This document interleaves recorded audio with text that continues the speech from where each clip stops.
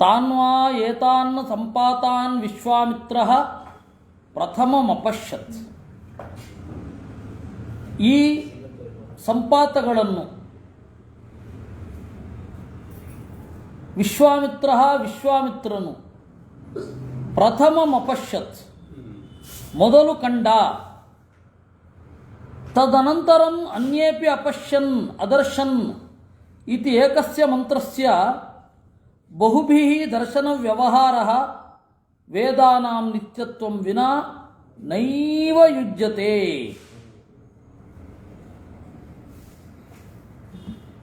ಅವನು ಕಂಡ ಮೇಲೆ ಉಳಿದವರು ಕಂಡರು. ಬಹಳ ಜನರು ಒಂದೇ ರೀತಿ ಕಾಣಬೇಕಾದ್ರೆ ವೇದ ನಿತ್ಯ ಆಗಿರಲೇಬೇಕು. ಇಲ್ಲ ಅಂದರೆ ವೇದ ನಿತ್ಯ ಆಗಲ್ಲ. ಏಕಸ್ಯ ಮಂತ್ರಸ್ಯ ದ್ವೌ ದ್ರಷ್ಟಾರೋ ಭವೇಯು. ಒಂದು ಮಂತ್ರವನ್ನು ಇಬ್ಬರು ಕಂಡಾರು, ನತು ದ್ವೌ ಕರ್ತಾರೋ. ಇಬ್ಬರು ಮಾಡಲಿಕ್ಕಾಗೋದೇ ಇಲ್ಲ. ಲೌಕಿಕ ಕಾವ್ಯದಲ್ಲಿಯೂ ಅಷ್ಟೆ. ಒಬ್ಬ ಮಾಡಿಬಿಟ್ಟ ಮೇಲೆ ಇನ್ನೊಬ್ಬ ಪರಿಷ್ಕಾರ ಮಾಡಬಹುದೇ ವಿನಃ ಅವನೇ ಮಾಡಿದವನು ಅಂತ ಹೇಳಲಿಕ್ಕಾಗಲ್ಲ.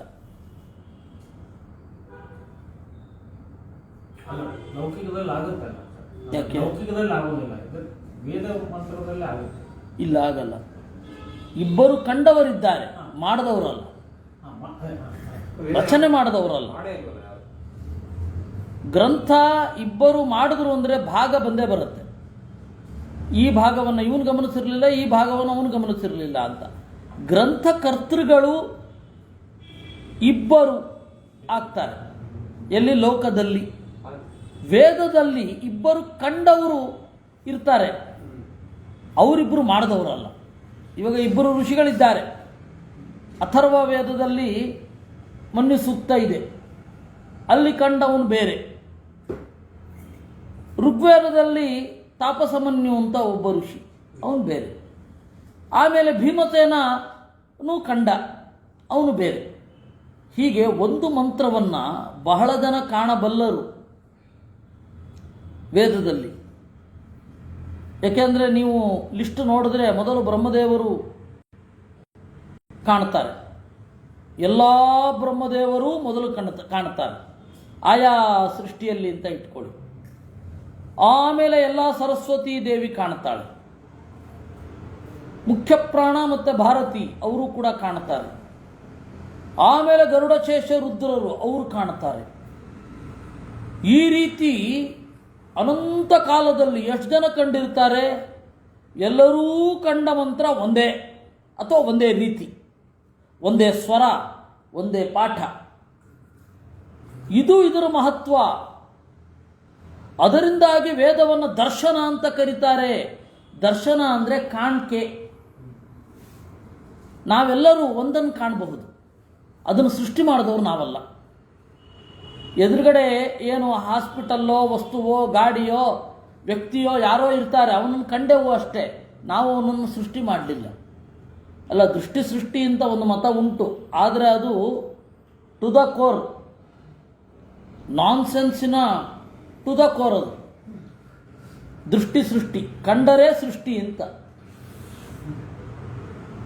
ಅದನ್ನ ಯಾವ ತಲೆಸಮ ಇದ್ದವನು ಒಪ್ಪಲ್ಲ, ಆದರೆ ಬೌದ್ಧರು ಒಪ್ತಾರೆ. ಒಂದು ಮತ ಒಪ್ಪತ್ತೆ. ಮಾಯಾವಾದಿಗಳಲ್ಲಿ ಒಂದು ಏಕದೇಶ ಅವರು ಒಪ್ತಾರೆ, ಸೃಷ್ಟಿ. ನಾವು ನೋಡಿದೆವು ಅಂದರೆ ನಾವೇ ಸೃಷ್ಟಿ ಮಾಡಿದ್ದು ಅಂತ. ಆಗ ನಾವು ಹೇಳ್ಬೋದು, ದೇವೇಗೌಡ ಹಾಸ್ಪಿಟಲ್ ನಾನು ಸೃಷ್ಟಿ ಮಾಡಿದ್ದೆ, ನೋಡಿದೆ ನಾನು. ಆದರೆ ದರ್ಶನ ಏನಿದೆ, ದರ್ಶನ ಅನ್ನೋದು ಸೃಷ್ಟಿಗೆ ಪ್ರಯೋಜಕ ಅಲ್ಲ. ಅದರಿಂದಾಗಿ ನೋಡಿ, ಎಷ್ಟು ಸರಳವಾಗಿಯೂ ಅರ್ಥ ಆಗುತ್ತೆ. ನಮ್ಮ ಗುರುಗಳ ವಾಕ್ಯವನ್ನು ಓದಿ, ಏಕಸ್ಯ ಮಂತ್ರಸ್ಯ ದ್ವೌ ದ್ರಷ್ಟಾರೋ ಭವೇಯು ನತು ದ್ವೌ ಕರ್ತಾರೋ. ಅತಯೇವ ಋಷಯೋ ವೇದದ್ರಷ್ಟಾರ ಇತ್ಯುಚ್ಯಂತೆ ನತು ಕರ್ತಾರಃ. ಋಷಿಗಳನ್ನು ವೇದ ದ್ರಷ್ಟೃ ಅಂತ ಕರೀತಾರೆ ವಿನಃ ಕರ್ತೃ ಅಂತ ಕರೆಯಲ್ಲ. ಅತಯೇವ ಚ ವೇದಾನಾಂ ದರ್ಶನ ಪದೇನ ವ್ಯವಹಾರ ವೇದಾಂತ ಸೂತ್ರೇಶು.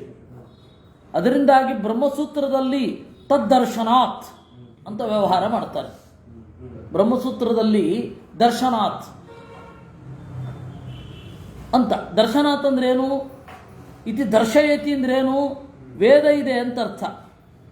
ನನು ಅನ್ಯತ್ರಾಪಿ ದರ್ಶನ ವ್ಯವಹಾರೋ ದೃಶ್ಯತೆ ಷಡ್ದರ್ಶನ ನೀತಿ.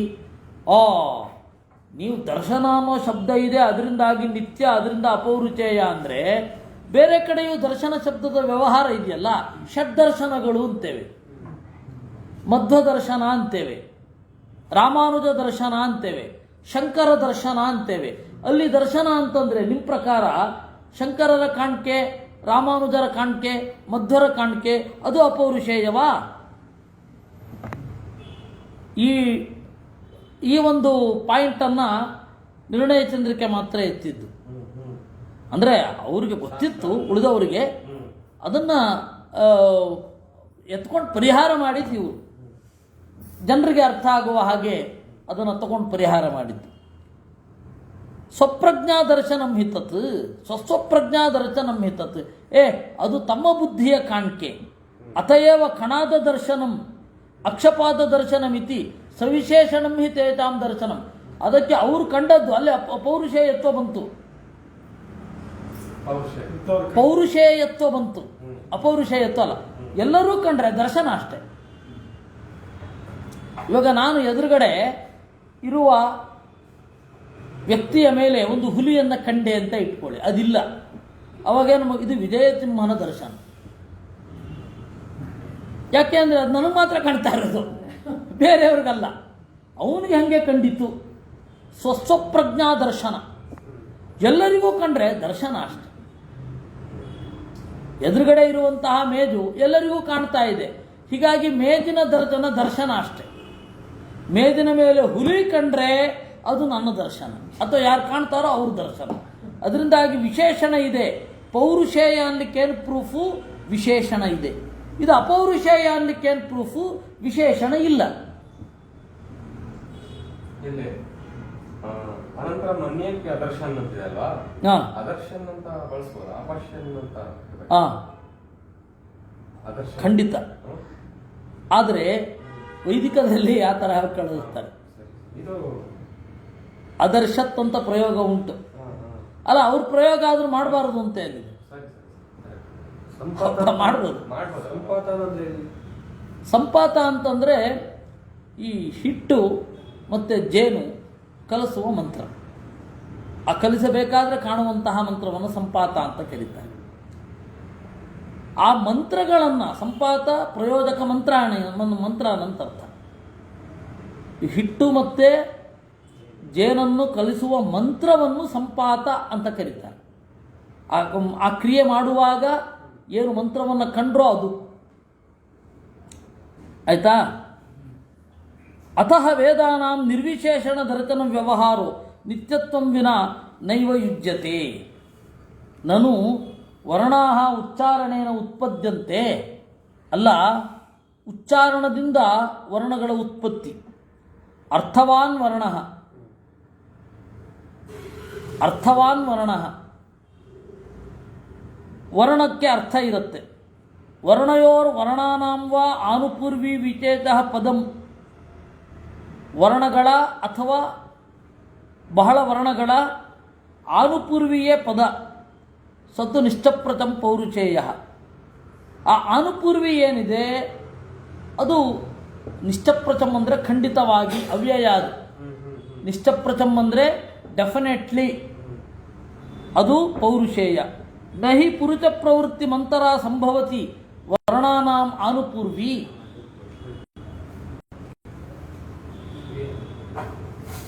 ವರ್ಣಗಳಿಗೆ ಆನುಪೂರ್ವಿ ಸೆಟ್ ಆಗಬೇಕು ಅಂತಂದರೆ, ವರ್ಣಗಳಿಗೆ ಒಂದು ಆರ್ಡರ್ ಸೆಟ್ ಆಗಬೇಕು ಅಂದರೆ ಮನುಷ್ಯನ ಕೆಲಸ ಮಾಡಿರಬೇಕು, ಮನುಷ್ಯನ ಪ್ರಜ್ಞೆ ಕೆಲಸ ಮಾಡಿರಬೇಕು ಅಲ್ವಾ. ಪದಾನಿಚ ಸ್ವರಭೇದೇನ ಅರ್ಥಭೇದಂ ಜನಯಂತಿ. ಪದಗಳು ಸ್ವರಭೇದದಿಂದ ಅರ್ಥಭೇದವನ್ನು ಹೇಳುತ್ತವೆ. ಸ ಯಥಾ ಅಹೋ ಪೂರ್ಣಂ ಸರೋ ಯತ್ರ ಲುಠಂತ ಸ್ನಾಂತಿ ಮಾನವಾಹ ಅಂತ ಒಂದು ವ್ಯಂಗ್ಯ ಅದು. ಓಹೋ ನೋಡ್ರಿ ಸರೋವರ ಎಷ್ಟು ತುಂಬಿ ಬಿಟ್ಟಿದೆ, ಹೊರಳಾಡದೆ ಸ್ನಾನನೇ ಆಗಲ್ಲ. ಅಹೋ ಪೂರ್ಣಂ ಸರೋಯತ್ರ ವಿಪರೀತ ಕಥನ ಅಂತ ಹೇಳ್ತಾರೆ ಇದನ್ನು. ಲುಠಂತ ಸ್ನಾಂತಿ ಮಾನವಾಹ ಇತಿ. ಅದರಿಂದಾಗಿ ಸ್ವರಭೇದದಿಂದ ಅರ್ಥಭೇದವನ್ನು ಹೇಳ್ತವೆ. ಬೇರೆ ಬೇರೆ ಸ್ವರ ಇದ್ದಾಗ ಬೇರೆ ಬೇರೆ ಅರ್ಥ. ನೀವೇನಪ್ಪ ಬಹಳ ದೊಡ್ಡವರು, ನಮ್ಮ ಹತ್ರ ಎಲ್ಲಿ ಬರ್ತೀರಾ ಅಂದರೆ ಅಲ್ಲಿ ಆಕ್ಷೇಪ ಇದೆಯೇ ವಿನಃ ವರ್ಬಲ್ ಮೀನಿಂಗ್ ಅಲ್ಲ ಅದು. ಅಲ್ಲ, ಪಂಡಿತ ಪುತ್ರ ಅನ್ನೋದರಲ್ಲಿ ಒಂದು ವ್ಯಂಗ್ಯಕ್ಕಿಂತ ಆ ಪದದ ಅರ್ಥವೇ ಆಗಿದೆ. ಪಂಡಿತಸ್ಯ ಪುತ್ರಯೇವ, ಪಂಡಿತನ ಮಗ ಅಷ್ಟೇ, ಪಂಡಿತ ಅಲ್ಲ ಅಂತ ಅಲ್ಲಿ ಸ್ಪಷ್ಟವಾಗಿ. ಆದರೆ ಇಲ್ಲಿ ಹಾಗಲ್ಲ. ಹೇಳಬೇಕಾದ್ರೆ ಓ ದೊಡ್ಡ ಬೃಹಸ್ಪತಿ ಅವನು, ತದ್ವಿರುದ್ಧವಾದ ಅರ್ಥ. ಅಲ್ಲಿ ಧ್ವನಿಯಲ್ಲಿ ನೀವು ಗುರುತಿಸ್ತೀರ ಅಷ್ಟೇ ವಿನಃ ಬೃಹಸ್ಪತಿ ಅನ್ನೋ ಶಬ್ದಕ್ಕೆ ಹಾಗೆ ಅರ್ಥ ಇಲ್ಲ. ದೇವಾನಾಂ ಪ್ರಿಯ ಇದ್ದ ಹಾಗೆ. ದೇವರಿಗೆ ಪ್ರೀತಿ ಅಂದರೆ ದೇವರಿಗೆ ರಜೋಗುಣ ತಮೋಗುಣ ಸತ್ವಗುಣ ಇಲ್ಲ. ಹೀಗಾಗಿ ಅವನು ನಿರಪೇಕ್ಷವಾಗಿ ನಿನ್ನನ್ನು ಪ್ರೀತಿಸಬಲ್ಲ. ಗುಣಗಳನ್ನು ನೋಡದೆ ನಿನ್ನ ದುರ್ಗುಣಗಳಿದ್ದರೂ ಪ್ರೀತಿಸುವ ಹೃದಯ ಒಂದು, ನಮ್ದಂತೂ ಅಲ್ಲ. ದೇವಾನಾಂ ಪ್ರಿಯ ಅಂತ ಹಾಗೆ. ಅದರಿಂದಾಗಿ ಅಲ್ಲಿ ಧ್ವನಿಯಲ್ಲಿಯೇ ಬೇರೆ ಅರ್ಥ ಕಾಣುತ್ತೆ ವಿನಃ ಪದದಲ್ಲಿ ಅಲ್ಲ. ಅದೇ ರೀತಿ ತದೇವಂ ವರ್ಣಪದ ಸ್ವರಾಣಾಂ ಪುರುಷ ಕರ್ತೃಕತ್ವಾತ್ ತದಾತ್ಮಕೋ ವೇದೋಪಿ ಅನಿತ್ಯ ಇತ್ಯಂಗೀಕರ್ತವ್ಯಂ. ವರ್ಣ ಪದ ಸ್ವರ ಇವೆಲ್ಲ ಪುರುಷ ಕರ್ತೃಕ. ಹೀಗಾದ ಮೇಲೆ ವೇದವೂ ಕೂಡ ಅನಿತ್ಯ. ತತ್ ಕಥಂ ವೇದಸ್ಯ ನಿತ್ಯತ್ವಂ. ವೇದದಲ್ಲಿ ಸ್ವರ ಇದೆಯೋ ಇಲ್ವೋ? ಆ ಸ್ವರವನ್ನು ಹೇಳುವವರು ಮನುಷ್ಯರು ಹೌದೋ ಅಲ್ವೋ? ಅದರಿಂದಾಗಿ ವೇದ ಅನಿತ್ಯ. ಯಾಕೆ ಅಂದರೆ ಪದ ಇರೋದ್ರಿಂದ. ಅವರವ್ರು ಬೇರೆ ಬೇರೆ ಸ್ಟೈಲ್ನಲ್ಲಿ ಆ ಉಚ್ಚಾರ ಮಾಡ್ತಾರೆ. ಅದು ಒಂದೊಂದಕ್ಕೆ ಒಂದೊಂದು ಅರ್ಥ. ನೀವು ಒಂದೊಂದು ಧ್ವನಿ, ಒಂದೊಂದು ಏನು ಸ್ವರ ವಿಶೇಷಕ್ಕೆ ಒಂದೊಂದು ಅರ್ಥ ಉಂಟು. ಇಲ್ಲೇ ಬೇರೆ, ಅಲ್ಲೇ ಬೇರೆ, ದಕ್ಷಿಣದಲ್ಲಿಯೇ ಬೇರೆ, ಉತ್ತರದಲ್ಲಿಯೇ ಬೇರೆ. ಒಂದೇ ದೂರ ಪದ, ದೂರ ಬೇರೆನೇ ಅರ್ಥ. ಹಾಗೆ ಸ್ವರ ಅನ್ನೋದು ಅರ್ಥ ನಿರ್ಣಾಯಕ. ಆ ಸ್ವರವನ್ನು ಯಾರು ಮಾಡ್ತಾರೆ? ಮನುಷ್ಯ ಅದನ್ನು ಅಲ್ಲಿ ವಿವಕ್ಷೆಯನ್ನು ಹಾಕುವುದು. ಹಾಗಾದರೆ ವೇದದಲ್ಲಿ ಆ ವಿವಕ್ಷೆ ಬಂತು ಅಂದರೆ ಅನಿತ್ಯ ಆಯಿತೋ ಇಲ್ವೋ ಅಂತ ಅಪೂರ್ವ ಪಕ್ಷಿಗಳ ಆಕ್ಷೇಪ. ಅದಕ್ಕೆ ಉತ್ತರ ನಚ ವರ್ಣಪದಾದೀನಾಂ ಅನಿತ್ಯತ್ವಂ ವಕ್ತುಂ ಯುಕ್ತಂ ಅಂತ ಮಧ್ವಾಚಾರ್ಯ. ವರ್ಣಪದಾದಿಗಳು ಕೂಡ ಅನಿತ್ಯ ಅಲ್ಲ. ವರ್ಣಪದಾದಿಗಳು ಅನಿತ್ಯ ಆದರೆ ನೀವು ಹೇಳೋ ರೀತಿಯಲ್ಲಿ ಅದೇ ಪದ ಅದರ ಸ್ವರ ವ್ಯತ್ಯಾಸದಿಂದಾಗಿ ಬೇರೆ ಬೇರೆ ಅರ್ಥವನ್ನು ಹೊರಳಿಸುತ್ತೆ. ಸ್ವರ ಯಾಕೆ ವ್ಯತ್ಯಾಸ ಆಯಿತು? ಪುರುಷ ವ್ಯತ್ಯಾಸದಿಂದ. ಇವಾಗ ನೀ ಹಿಂಗ ನೋಡಬೇಡ ನನ್ನ ಅಂತ ಬೇಂದ್ರೆ ಅವರು ಹಾಡು, ಅವರು ಹಾಡಿದ್ದು ದುಃಖದಲ್ಲಿ. ಆದರೆ ಅದನ್ನು ಪಡ್ಡೆ ಹುಡುಗರು ಹುಡುಗಿಯರನ್ನ ರೇಗಿಸಿ ಬಳಸ್ಕೊಂಡ್ರು. ಆಯ್ತಾ? ಅದು ಅವರ ವಿವಕ್ಷೆ ಅಷ್ಟೇ. ಇಲ್ಲಿ ಬದಲಾಗತ್ತೆ. ಯಾಕೆಂದರೆ ಇದರ ಹಿಂದೆ ಗಾಂಭೀರ್ಯ ಇಲ್ಲ, ಭಕ್ತಿ ಇಲ್ಲ, ಕಾಳಜಿ ಇಲ್ಲ. ಈ ಸ್ವರವನ್ನು ಹೀಗೆ ಉಳಿಸಬೇಕು ಅಂತ ವೇದದ ಹಿಂದೆ ಅವೆಲ್ಲ ಇದೆ. ಅದರಿಂದಾಗಿ ವೇದ ನಿತ್ಯ. ವರ್ಣ ಪದ ಸ್ವರ ಇವುಗಳೆಲ್ಲ ಅನಿತ್ಯ ಆಗೋದು ಯಾವಾಗ? ನಮ್ಮ ಮೇಲೆ ವಿಶೇಷ ಒತ್ತಡ ಇರದಿದ್ದಾಗ. ನಮ್ಮ ಮೇಲೆ ವಿಶೇಷ ಒತ್ತಡ ಇದ್ದರೆ ಇದು ಪ್ರಾಚೀನರು ಕಂಡದ್ದು, ಅಪೂರ್ವವಾದದ್ದು, ನಾವು ಇದನ್ನು ಸಾಧ್ಯವಾದಷ್ಟು ಇದೇ ಸ್ವರದಲ್ಲಿ ಉಚ್ಚಾರ ಮಾಡಬೇಕು, ಇದು ದೇವರನ್ನು ಹೇಳ್ತಾ ಇದೆ, ಇದರ ಸ್ವರವನ್ನು ರಕ್ಷಿಸೋದು ನನ್ನ ಜೀವನದ ಉದ್ದೇಶ ಅನ್ನುವ ಲೆವೆಲಲ್ಲಿ ಎಲ್ಲರೂ ಅದಕ್ಕಾಗಿ ಜೀವನವನ್ನು ಮುಡಿಪಾಗಿಟ್ಟರು. ಅದರಿಂದಾಗಿ ಆ ತರಹದ ಸ್ವರ ಭಂಗಿ ಇವುಗಳನ್ನು ನೆನಪಲ್ಲಿಟ್ಕೊಳ್ಳಿಕ್ಕೆ ಸೂತ್ರಗಳನ್ನು ಬರೆದರು. ಪುಷ್ಪಸೂತ್ರ, ಪ್ರಾತಿಶಾಖ್ಯ, ಘನಪಾಠ, ಈ 8 ತರಹದ ಪಾಠ ಇದೆ. ವೇದವನ್ನು ಹೇಳಬೇಕಾದ್ರೆ 8 ತರಹ: ಮಾಲ, ಧ್ವಜ, ಜಟ, ಘನ ಎಲ್ಲ ಇದೆ. ಆ ಪಾಠವನ್ನು ಇಟ್ಟುಕೊಂಡು ನಾವೇನು ಮಾಡಬೇಕು? 8 ಪಾಠವನ್ನು ಅನುಸಂಧಾನ ಮಾಡಿ ನೆನಪಲ್ಲಿ ಇಟ್ಕೊಂಡಿರೋದು ಹಾಗೆ ಪ್ರಜ್ಞೆಯಲ್ಲಿ. ಅದರಿಂದಾಗಿ ವೇದ ಅನಿತ್ಯ ಆಗಲಿಕ್ಕೆ ಸಾಧ್ಯ ಇಲ್ಲ. ಚಕಾರ ಪರೇಚಾಂ ಯುಕ್ತಿಶೂನ್ಯತ್ವಂ ನಾಮ ದುರ್ಬಲತ್ವಮಾಹ. ಚಕಾರದಿಂದ ಬೇರೆಯವರ ಯುಕ್ತಿ ಅಷ್ಟು ಚಂದ ಇಲ್ಲ ಅಂತ. ಅಕರ್ತೃಕತ್ವಂ ನಾಮ ಪ್ರಾಗಭಾವ ವಿರಹ. ಅಕರ್ತೃಕ ಅಂದ್ರೇನು? ಪ್ರಾಗಭಾವ ಇಲ್ಲದೆ ಇರೋದು. ಪ್ರಾಗಭಾವ ಇಲ್ಲದೆ ಇರೋದು ಅಂದ್ರೇನು? ನಂತರ ಹುಟ್ಟುವುದು ಅಂತ ಅಷ್ಟೇ ಅರ್ಥ. ಶಬ್ದ ದೊಡ್ಡದಾಗಿ ಕಾಣುತ್ತೆ, ಅರ್ಥ ಅಷ್ಟೆ. ನಂತರ ಹುಟ್ಟುವುದೇ ಕರ್ತೃ ಇದೆ ಅಂತ ಹೇಳುವಂಥದ್ದು. ನಂತರ ಹುಟ್ಟಿಲ್ಲ ಅಂದರೆ, ಯಾವ ನಂತರವೂ ಹುಟ್ಟಿಲ್ಲ ಅಂದರೆ ಅದಕ್ಕೊಬ್ಬ ಕರ್ತೃವೇ ಇಲ್ಲ ಅಂತ ಅರ್ಥ. ಪುರಾಣೇಶು ಚ ಶಬ್ದಾನುಪೂರ್ವಿ ವಿಶೇಷಸ್ಯ ಪ್ರಾಗಭಾವೋ ವಿದ್ಯತೆ ಇತಿ ಅನಿತ್ಯತ್ವಂ. ಏವಂ ವರ್ಣಾನಿತ್ಯತ್ವವಾದಿನಃ ವೈಯಾಕರಣಾಃ ನಿರಸ್ತಾಃ. ನಮಗೆ ಆಶ್ಚರ್ಯ ಆಗೋದೇನು ಅಂದರೆ, ವೈಯಾಕರಣರು ವರ್ಣ ಅನಿತ್ಯತ್ವವಾದಿಗಳು. ವರ್ಣವನ್ನು ನಿತ್ಯ ಅಂತ ಒಪ್ಪಲ್ಲ. ವಸ್ತುತಃ ಪತಂಜಲಿ ಮಹಾಭಾಷ್ಯದಲ್ಲಿ ವರ್ಣಗಳು ನಿತ್ಯ ಅಂತ ಒಪ್ಪಿದ್ದಾರೆ. ವರ್ಣಗಳು ನಿತ್ಯ ಅಂತ ಒಪ್ಪಿದ್ದಾರೆ. ಆದರೆ ನಂತರದ ವೈಯಾಕರಣರು ಒಪ್ಪಿಲ್ಲ. ಸ್ಫೋಟವಾದವನ್ನು ಪ್ರಬಲವಾಗಿ ಹೇಳಬೇಕು ಅಂತ ಅನ್ನುವವರು ಅವರು ವರ್ಣವನ್ನು ನಿತ್ಯ ಅಂತ ಒಪ್ಪಿಲ್ಲ. ಅತಏವ ಸ್ಫೋಟವಾದೋಪಿ ನಿರ್ಮೂಲ ಏವ. ಸ್ಫೋಟ ಅಂತ ಒಂದು ವಾದ. ಸ್ಫೋಟ ಅಂದರೆ ಅಭಿವ್ಯಕ್ತಿ ಅಂತ. ಇಲ್ಲಿಯೂ ಕೂಡ ಅಷ್ಟೇ ತಾನೇ. ಅದರ ಧ್ವಂಸಕ ಶಕ್ತಿಯ ಅಭಿವ್ಯಕ್ತಿಯನ್ನೇ ಸ್ಫೋಟ ಅಂತ ಕರೆಯೋದು. ಪಟಾಕಿ, ಬಾಂಬು ಇದೆಲ್ಲ ಸ್ಫೋಟ ಆಯಿತು ಅಂತಂದರೆ ಆ ಶಕ್ತಿಯ ಅಭಿವ್ಯಕ್ತಿ.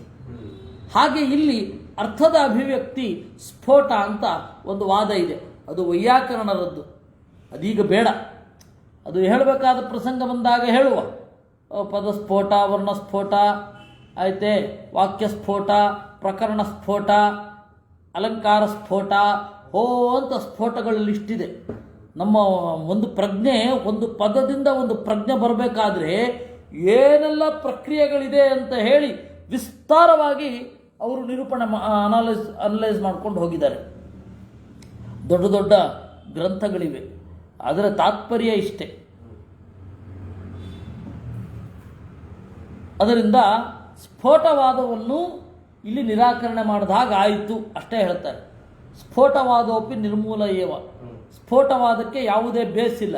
ನಾವಿದು ನೇರವಾಗಿ ವೇದದ ಹಿನ್ನೆಲೆಯಲ್ಲೇ ಹೇಳ್ತಾ ಇರೋದು. ಇಷ್ಟು ನಾವು ಹಿಂದಿನ ವಾಕ್ಯವನ್ನು ನೋಡಿದೆವು.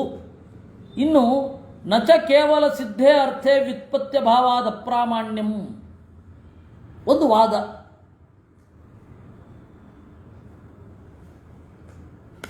ಈ ವಾದವನ್ನು ನಮ್ಮ ಮುಂದೆ ಇಟ್ಟವರು ಮೀಮಾಂಸಕರು.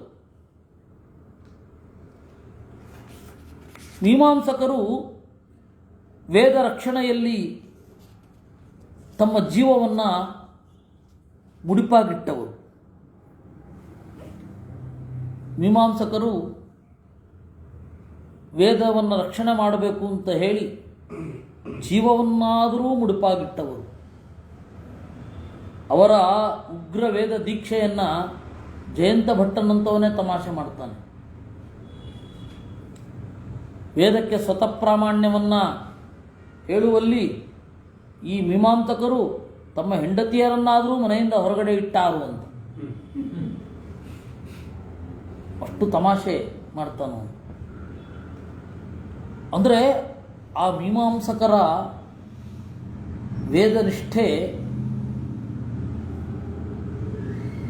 ಮೇರೆ ಮೀರಿದ್ದು. ಆದರೆ ಅವರು ವೇದದ ಇಂಟರ್ಪ್ರಿಟೇಷನ್ನು ಯಾವ ರೀತಿಯಲ್ಲಿಯೂ ಅದನ್ನು ಒಪ್ಕೊಳ್ಳಿಕ್ಕಾಗಲ್ಲ. ಅದು ಬಹಳ ಸಮಸ್ಯೆ. ಏನು ಹೇಳ್ತಾನವನು?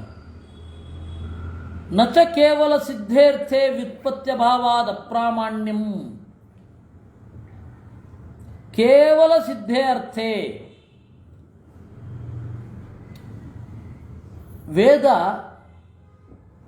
ಒಂದು ವಸ್ತುವನ್ನು ನಿರೂಪಣೆ ಮಾಡಬೇಕಾದ್ರೆ ಹೇಗೆ ಮಾಡುತ್ತೆ? ಮೀಮಾಂಸಕರು ಹೇಳಿದ್ರು, ವೇದ ಕಾರ್ಯವನ್ನು ಮಾತ್ರ ಹೇಳುತ್ತೆ. ಹೀಗೆ ಮಾಡು, ಹೀಗೆ ಮಾಡಬೇಡ, ಅಷ್ಟೇ ವೇದ ಹೇಳೋದು. ವಿನಃ ಹೀಗೊಂದಿತ್ತು, ಹೀಗೆಲ್ಲ ಆಯಿತು ಅದನ್ನೇ ಹೇಳಲ್ಲ. ವೇದ ನಿತ್ಯ ಆಗೋದು ಯಾಕೆ ಅಂತಂದ್ರೆ ಹೀಗೆ ಕೇವಲ ಆರ್ಡರ್ ಮಾಡುತ್ತೆ. ಆದ್ದರಿಂದ ವೇದ ಅನ್ನೋದು ಕಮಾಂಡಿಂಗ್ ಮೋಡ್ನಲ್ಲೇ ಇದೆ. ಮಾಡಿ ಅಂತ ಕಮಾಂಡಿಂಗ್ ಮೋಡ್ ಬಿಟ್ಟು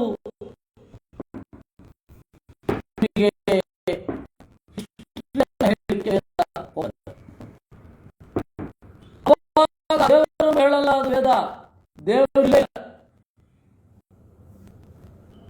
ಕೇವಲ ಸಿದ್ಧ. ಸಿದ್ಧ ಅಂತಂದ್ರೆ ಈಗಾಗಲೇ ತಿಳಿದದ್ದು, ಹಿಂದಿನದ್ದು ಎಲ್ಲವೂ ಆಗುತ್ತೆ.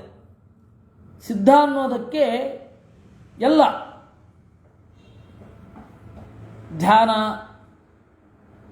ಆಮೇಲೆ ಧ್ಯಾನ ಮಾಡಬೇಕಾದ್ರೆ ಧ್ಯೇಯ ರೂಪ, ದೇವರ ಗುಣ, ಪಾಸ್ಟೆನ್ಸ್, ಅದು ಸಿದ್ಧ. ಈಗಾಗಲೇ ತಿಳಿದದ್ದು ಇದ್ಯಾವುದರ ಬಗೆಗೂ ವ್ಯುತ್ಪತ್ಯ ಭಾವಾತ್ ವೇದ ಏನನ್ನೂ ಹೇಳೋಲ್ಲ. ವ್ಯುತ್ಪತ್ತಿ ಅಂದರೆ ಪದಾರ್ಥ ಜ್ಞಾನ. ವ್ಯುತ್ಪತ್ತಿ ಅಂದರೆ ಪದಾರ್ಥ ಜ್ಞಾನವನ್ನೇ ವ್ಯುತ್ಪತ್ತಿ ಅಂತ ಕರೆಯೋದು, ಇನ್ನೇನೂ ಅಲ್ಲ. ವ್ಯುತ್ಪತ್ತಿ ಶಕ್ತಿ ಅಂತ ಕೂಡ ಕರೀತಾರೆ ಸಂಸ್ಕೃತದಲ್ಲಿ. ಶಕ್ತಿ ಅಂದರೆ ಪದಾರ್ಥ ಜ್ಞಾನ. ಶಬ್ದ ಅಥವಾ ಯಾವುದೇ ಭಾಷೆ, ಯಾವುದೇ ಲ್ಯಾಂಗ್ವೇಜಿನ ಯಾವುದೇ ಪದಗಳು ತನ್ನ ಅಸ್ತಿತ್ವವನ್ನು ಉಳಿಸ್ಕೊಳ್ಬೇಕು ಅಂದರೆ ಅನಿವಾರ್ಯವಾಗಿ ಕಮಾಂಡಿಂಗ್ ಮೋಡ್ಗೆ ಬರಬೇಕು. ಯಾವಾಗ ಕಮಾಂಡಿಂಗ್ ಮೋಡ್ಗೆ ಬರಲ್ಲ, ತನ್ನ ಅರ್ಥವನ್ನು ಕಳ್ಕೊಳ್ಳುತ್ತೆ. ಭಾಷೆಯ ಉದ್ದೇಶ ಏನು? ಭಾಷೆಯ ಉದ್ದೇಶ ಇದು ಬೇಕು, ಇದು ಬೇಡ ಅಂತ ಹೇಳೋದು, ಕಾರ್ಯವನ್ನು ಹೇಳಬೇಕು. ಆ ಯಾವಾಗಲೂ ಕಾರ್ಯ ಹೇಳಬೇಕು ಅಂದರೆ ಅದು ಪ್ರೆಸೆಂಟ್ ಟೆನ್ಸಿನಲ್ಲಿಯೇ ಇರಬೇಕು. ಪಾಸ್ಟ್ ಟೆನ್ಸು ಕೂಡ ಪ್ರೆಸೆಂಟ್ ಟೆನ್ಸಿನಲ್ಲಿಯೇ ಅಂತರ್ಭಾವಗೊಳ್ಳಬೇಕು. ಅದರಿಂದಾಗಿ ದೇವ್ರನ್ನೆಲ್ಲ ಹೇಳಲಿಕ್ಕೆ ಪುರುಸೋತ್ತಿಲ್ಲ ವೇದಕ್ಕೆ. ಕಮಾಂಡಿಂಗ್ ಮೋಡಲ್ ಮಾತ್ರ ಇರುತ್ತದೆ. ಇದು ಮೀಮಾಂಸಕರ ವಾದ. ಕೇಳಿದ್ರೆ ಆಶ್ಚರ್ಯ ಆಗತ್ತೆ. ಅವರು ನಿರೀಶ್ವರರಾಗಿ ಬೌದ್ಧರನ್ನು ಹೊಡೆದು ಓಡಿಸಿದ್ರು. ಯಾಕೆ ಅಂದರೆ ಬೌದ್ಧರು ನಿರೀಶ್ವರರು ಮಾತ್ರ ಅಲ್ಲ, ವೇದ ಪ್ರಾಮಾಣ್ಯವನ್ನು ಒಪ್ಪದವರು. ಇವರು ವೇದ ಪ್ರಾಮಾಣ್ಯ ಒಪ್ತಾರೆ, ಆದರೆ ನಿರೀಶ್ವರರು. ಏನು ವ್ಯತ್ಯಾಸ ಏನಿಲ್ಲ ಬೌದ್ಧರಿಗೂ ಮತ್ತು ಅವರಿಗೂ. ಆದರೆ ವೇದ ಪ್ರಾಮಾಣ್ಯ ಒಂದೇ ವಿಷಯ. ಅಂತಹ ದುರ್ವಾದಗಳನ್ನೆಲ್ಲ ಹಿಂದೆ ಎಲ್ಲ ನಿರೂಪಣೆ ಮಾಡಿದ್ರು ಆಚಾರ್ಯರು, ಅದು ಸರಿಯಲ್ಲ ಅಂತ. ಈಗ ಇದನ್ನು ಹೇಳ್ತಾ ಇದ್ದಾರೆ. ಸಿದ್ಧಾನ್ವಿತ ಏವ ವ್ಯುತ್ಪತ್ತಿ ಗೃಹೀತೆ. ಅದಕ್ಕೆ ಮಧ್ವಾಚಾರ್ಯ ಹೇಳಿದ್ರು, ಯಾರಪ್ಪ ಹೇಳಿದ್ದು? ಸಿದ್ಧವಾದದ್ದನ್ನು ನಾವು ಗ್ರಹಿಸ್ತೇವೆ, ಅಂದರೆ ಭೂತವನ್ನು ಗ್ರಹಿಸ್ತೇವೆ, ಕೇವಲ ಕಾರ್ಯವನ್ನು ಗ್ರಹಿಸುವುದಿಲ್ಲ. ಯಾಕೆ? ಇಯಂ ಮಾತಾ ಅಯಂ ಪಿತಾ ಇತ್ಯಾದವು ಅಂಗುಲಿ ಪ್ರಸಾರಣಾದಿಪೂರ್ವಕ ನಿರ್ದೇಶೇನೈವ ತಜ್ಜಾನಾತಿ. ನೋಡಿ, ಮಗುವಿಗೆ, ನಿಮ್ಮಲ್ಲಿ ಮಗು ಇದೆಯೋ ಇಲ್ವೋ? ಮೀಮಾಂಸಕರೇ ಸನ್ಯಾಸ ಅಂತೂ ಅವರು ಸನ್ಯಾಸಕ್ಕೆ ವಿರುದ್ಧ. ಅವರು ಸನ್ಯಾಸ ತಗೊಂಡ್ರೆ ನರಕ ಆಗತ್ತೆ ಅಂತ ಹೇಳುವವರು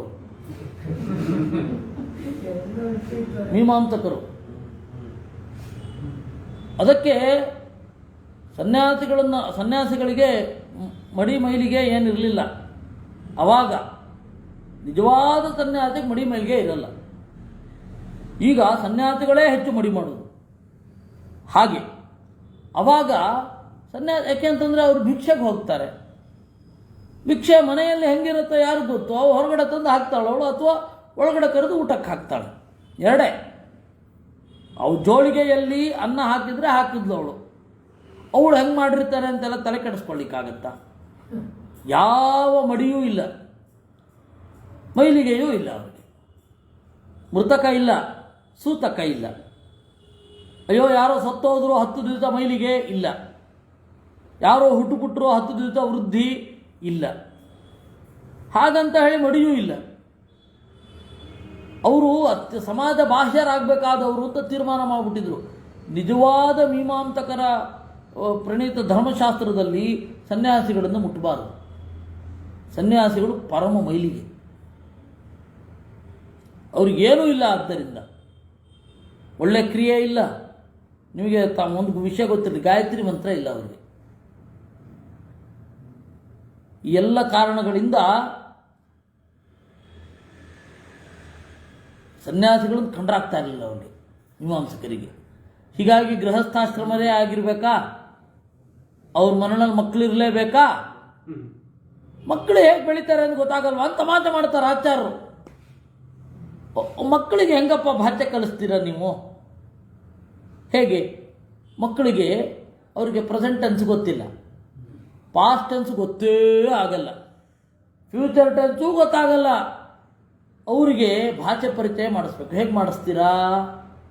ತೋರಿಸ್ಬಿಟ್ಟು ಇಯಂ ಮಾತಾ, ಇವಳು ತಾಯಿ, ಅಯಂ ಪಿತಾ, ಇವನು ತಂದೆ ಇತ್ಯಾದವು ಅಂಗುಲಿ ಪ್ರತಾರಣಾದಿಪೂರ್ವಕ ನಿರ್ದೇಶನ. ಬೆರಳು ತೋರಿಸ್ತೇವೆ. ಓ ಇದು ಅಪ್ಪ ಅಂತ ಅನ್ಕೋತಾನವನು, ಮಗು ಅನ್ಕೊಳ್ಳತ್ತೆ. ಅಲ್ಲಿ ಕಾರ್ಯ ಎಲ್ಲಿಂದ ಅನ್ವಯ ಆಗತ್ತೆ? ಕಾರ್ಯ ಇಲ್ಲ ಅಲ್ಲಿ. ಇವರಪ್ಪ ಹೋಗಿ ಚುಚ್ಚು ಅಂತ ಹೇಳಲಿಕ್ಕಾಗತ್ತೆ? ಏನೂ ಇಲ್ಲ, ಇದು ಅಪ್ಪ ಅಷ್ಟೇ. ಕಾರ್ಯಾನ್ವಿತೆ, ಅದರಿಂದಾಗಿ ಆ ಕ್ರಿಯೆಗೆ ಅನ್ವಯವೇ ಇಲ್ಲ. ಈ ಮಾತು ಕ್ರಿಯೆಯಲ್ಲಿ ಅನ್ವಯ ಆಗಲ್ಲ. ಇಲ್ಲ ನೋಡು, ತಿಳ್ಕೋ, ಈ ಅಧ್ಯಾಹಾರ ಎಲ್ಲ ಇರುತ್ತೆ ಅಂತಾರೆ. ಇರಲ್ವಾ? ಇದು ತಾಯಿ ಅಂದರೆ ಇದು ತಾಯಿ ಅಂತ ತಿಳ್ಕೋ, ಅಲ್ಲಿ ಕ್ರಿಯೆ ಬಂತಲ್ಲ. ಅಂದರೆ ತಿಳ್ಕೊಳ್ಳೋದು ಕ್ರಿಯೆ ಏನ್ರಿ? ಒಳ್ಳೆ ಕಥೆ ಆಯ್ತಲ್ಲ. ನೀವು ಈ ವಯಸ್ಸಿನಲ್ಲಿ ಹೀಗೆ ಅಧ್ಯಾಹಾರ ಮಾಡ್ತಾ ಇದ್ದೀರಾ. ಯಾಕೆ? ಕಾರ್ಯತಾವಾದವನ್ನು ಉಳಿಸ್ಕೊಳ್ಬೇಕು ಅನ್ನೋ ಕಾರಣದಿಂದ. ಎಷ್ಟ್ರಿ ವಯಸ್ಸು ನಿಮಗೆ? 40-45. ಚಿಕ್ಕ ಮಗುಗೆ ಈ ಥರ ಎಲ್ಲ ಅಧ್ಯಾಹಾರ ಎಲ್ಲ ಅರ್ಥ ಆಗತ್ತೇನ್ರಿ? ಇಲ್ಲ. ಅದರಿಂದಾಗಿ ಅಧ್ಯಾಹಾರ ಮಾಡ್ಕೊಳ್ಳಿಕ್ಕೆ ಬರಲ್ಲ. ಯಾವ ಮಗುವೂ ಅಧ್ಯಾಹಾರ ಮಾಡ್ಕೊಳ್ಳಲ್ಲ. ಮಗು ಹೆಂಗೆ ಭಾಷೆ ಕಲಿಯುತ್ತೆ? ಅದು ಭಾಷೆಯ ದಿಕ್ಕನ್ನು ಹೇಳುತ್ತೆ. ಹಾಗಾದರೆ ಮಗುವಿಗೆ ಏನು ಅನ್ಸುತ್ತೆ? ಇದು ತಾಯಿ, ಇದು ತಂದೆ, ಅದು ಇಷ್ಟ ಸಾಧನ ಅಂತಷ್ಟೇ. ಮೊದಲು ಇಷ್ಟ ಸಾಧನವಾದದ್ದನ್ನೇ ನಾವು ಪರಿಚಯಿಸೋದು, ಆಮೇಲೆ ಅನಿಷ್ಟ ಸಾಧನವಾದದ್ದನ್ನು ತೋರಿಸ್ಬಿಟ್ಟು ಅದರಿಂದ ನಿವೃತ್ತಿಯನ್ನು ಹೇಳೋದು. ಇದೂ ಸುಡುತ್ತೆ, ಮುಟ್ಟಬೇಡ. ಹೀಗಾಗಿ ಭಾಷೆಯ ಪ್ರಾಥಮಿಕ ಪ್ರವೃತ್ತಿ ಹೇಗೆ? ಅದರಿಂದಾಗಿ ಭಾಷೆ ಬೇಸ್ನಲ್ಲಿ, ಕಮಾಂಡಿಂಗ್ ಲೆವೆಲ್ನಲ್ಲಿ ಇರಲ್ಲ. ಇಷ್ಟು ನಾವು ನೋಡಿದ್ದೇವೆ. ತಜ್ಜಾನಾತಿ. ಉಳಿದದ್ದು ಮುಂದಿನ ಬಾರಿ ನೋಡೋಣ. ಕೃಷ್ಣಾರ್ಪಣಮಸ್ತು.